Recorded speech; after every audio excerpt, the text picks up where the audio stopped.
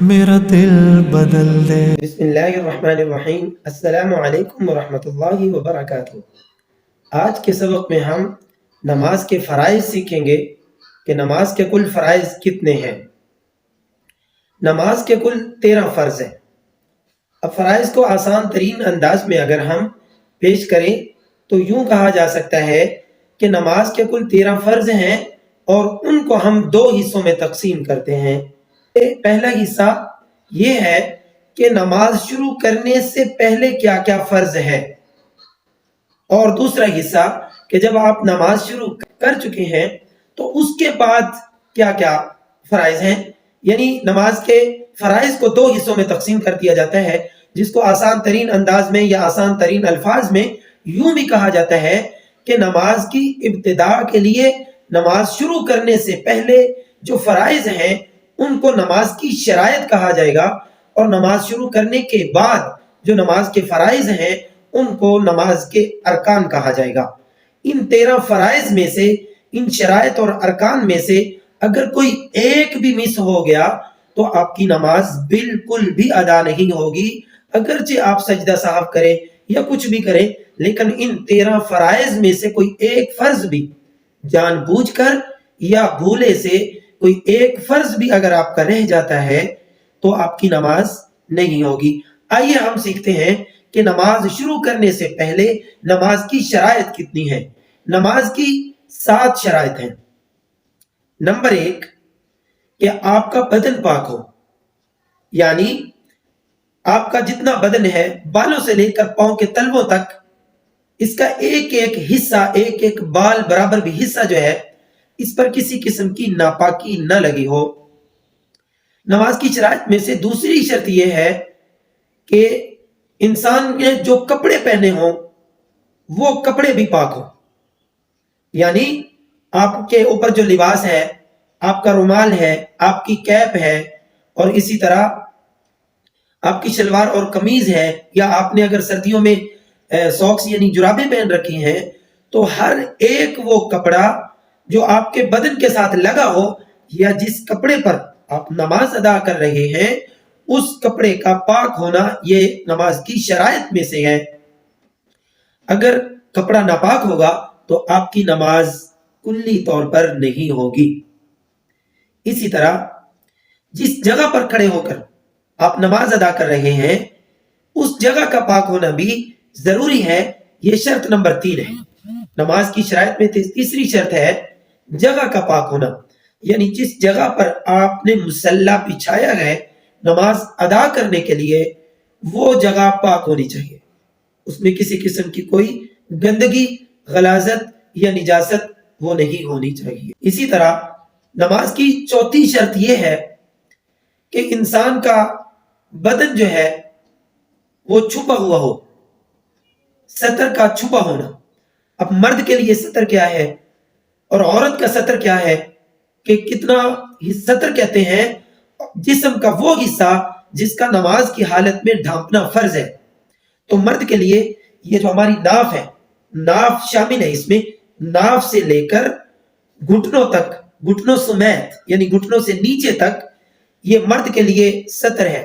اس کا آگے پیچھے دائیں بائیں سے مرد کے لیے حالت نماز میں ڈھانپنا فرض ہے، اور اسی طرح عورت کے لیے دونوں ہاتھ اس قدر، دونوں ہاتھ اور منہ اور پاؤں، اس کے علاوہ سارے بدن کا ڈھانپنا یہ عورت کے لیے شرط ہے یعنی فرض ہے۔ اب منہ میں اتنا حصہ آئے گا، یہ سامنے والا حصہ۔ عورت کا نماز پڑھتے ہوئے عورت کا سر جو ہے یعنی جہاں جہاں عورت کے بال ہیں یہ ستر میں شامل ہے۔ نماز ادا کرتے ہوئے عورت کے بال آگے پیچھے دائیں بائیں اوپر سے بالکل بھی نظر نہیں آنے چاہیے۔ نماز کی شرائط میں سے 5ویں شرط یہ ہے کہ آپ جو نماز ادا کر رہے ہیں اس نماز کا وقت بھی ہو۔ مثال کے طور پر آپ فجر کی نماز پڑھ رہے ہیں تو فجر کی نماز کا وقت ہونا ضروری ہے۔ اسی طرح ظہر کی نماز اگر آپ ادا کر رہے ہیں تو ظہر کی نماز کا وقت ہونا ضروری ہے۔ یہ آپ کے لیے معلوم کرنا ضروری ہے کہ آپ ظہر کی نماز اس کے وقت میں پڑھ رہے ہیں یا نہیں، یعنی ظہر کی نماز کا ابتدائی وقت اور انتہائی وقت یہ نماز کے ادا کرنے سے پہلے معلوم کرنا یہ ضروری ہے۔ شرط یہ ہے آپ کا رخ قبلہ کی طرف ہو، یعنی آپ کا چہرہ، آپ کا سینہ یہ سیدھا قبلہ کی طرف ہونا چاہیے۔ اگر آپ کسی ایسی جگہ پر ہیں جہاں قبلہ معلوم نہیں ہے تو وہاں پہ آپ کو کوشش کر کے قبلہ تلاش کر کے اپنا رخ قبلہ کی طرف کرنا چاہیے۔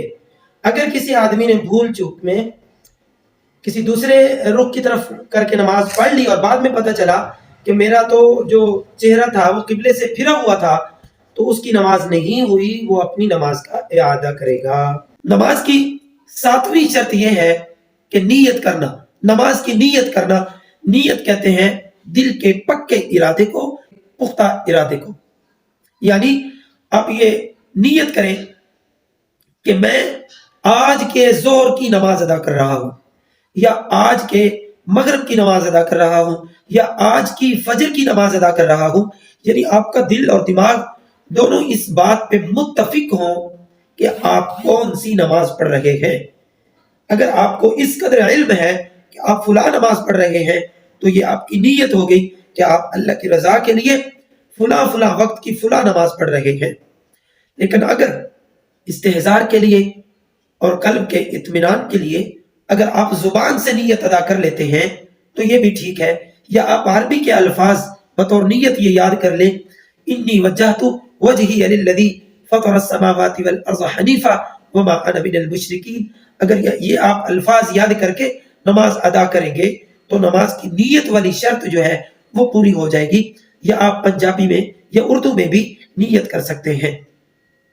تو یہ تھی نماز کی 7 شرائط کہ اگر ان 7 شرائط میں سے کوئی ایک شرط بھی رہ گئی تو آپ کی نماز مکمل طور پر ادا نہیں ہوگی۔ اسی طرح نماز کے اندر کے 6 فرض ہیں جن کو نماز کے ارکان کہا جاتا ہے۔ پہلا فرض تکبیر تحریمہ، اللہ اکبر۔ اس اللہ اکبر کو تکبیر تحریمہ کہتے ہیں، یعنی ایسی تکبیر جو نماز کے علاوہ ہر چیز انسان پر حرام کر دیتی ہے۔ اللہ اکبر، یہ جو ابتدائی طور پر آپ اللہ اکبر یہ تکبیر کہتے ہیں، یہ پہلی تکبیر، یہ فرض ہے۔ دوسرا فرض ہے قیام کرنا، یعنی کھڑے ہونا۔ فرض، واجب، سنت۔ فرض، واجب اور سنت، ان تینوں میں قیام کرنا یہ فرض ہے۔ البتہ نوافل کے اندر قیام فرض نہیں ہے، نوافل آپ بیٹھ کر بھی پڑھ سکتے ہیں۔ اسی طرح نماز کا تیسرا فرض ہے قرات کرنا۔ نماز کا تیسرا فرض ہے قرات کرنا، کم سے کم 3 آیات، سورہ فاتحہ کے بعد کم سے کم 3 آیات کی مقدار قرآن کریم کی تلاوت کرنا یہ فرض ہے۔ زیادہ سے زیادہ آپ جتنی بھی اپنی مرضی سے مطابق تلاوت کرنا چاہیں وہ آپ کر سکتے ہیں، لیکن کم سے کم 3 آیات کی مقدار قرات کرنا، یعنی قرآن کریم میں سے کوئی 3 آیات پڑھنا یہ فرض ہے، پہلی رکعت میں بھی اور دوسری رکعت میں بھی۔ نماز کا چوتھا فرض ہے رکوع کرنا، اور نماز کا 5واں فرض ہے دونوں سجدے کرنا۔ ایک رکعت میں 2 سجدے کرنا یہ فرض ہے۔ اسی طرح قعدہ اخیرہ، نماز کا 6واں فرض وہ ہے قعدہ اخیرہ۔ قعدہ اخیرہ کہتے ہیں آخری بیٹھنے کو، یعنی جس کو سادہ الفاظ میں التحیات بیٹھنا یا تشہد بیٹھنا، یعنی اگر آپ 2 رکعت نماز پڑھ رہے ہیں تو آخری قاعدہ یا آخری بیٹھنا یا تشہد جو ہے یا تحیات جو آپ بیٹھتے ہیں یہ فرض ہے۔ 2 رکعت نماز کے اندر بھی آخر میں بیٹھنا، تشہد کی مقدار بیٹھنا یہ فرض ہے۔ اور اسی طرح اگر آپ 4 رکعت نماز ادا کر رہے ہیں تو آخری رکعت کے بعد جو آپ تشہد میں بیٹھتے ہیں تو یہ بیٹھنا بھی فرض ہے۔ امید ہے کہ آپ کو نماز کے کل 13 فرائض یعنی کہ 7 شرائط اور 6 ارکان جو ہیں یہ کل ملا کے 13 ہوئے، یہ آپ کو سمجھ آ چکے ہوں گے۔ ان 13 فرائض کو ہر مسلمان کو جاننا فرض ہے۔ اگر یہ 13 فرائض آپ کو معلوم نہیں ہیں اور ان 13 فرائض میں سے کوئی ایک فرض بھی مس ہو جاتا ہے تو آپ کی نماز ادا نہیں ہوگی۔ امید ہے کہ آپ کو یہ 13 فرائض سمجھ آ چکے ہوں گے۔ اللہ رب العزت سے دعا ہے کہ اللہ کریم ہمیں دین کا سمجھ حاصل دین کا علم حاصل کرنے کی توفیق عطا فرمائے۔ والسلام علیکم ورحمۃ اللہ وبرکاتہ۔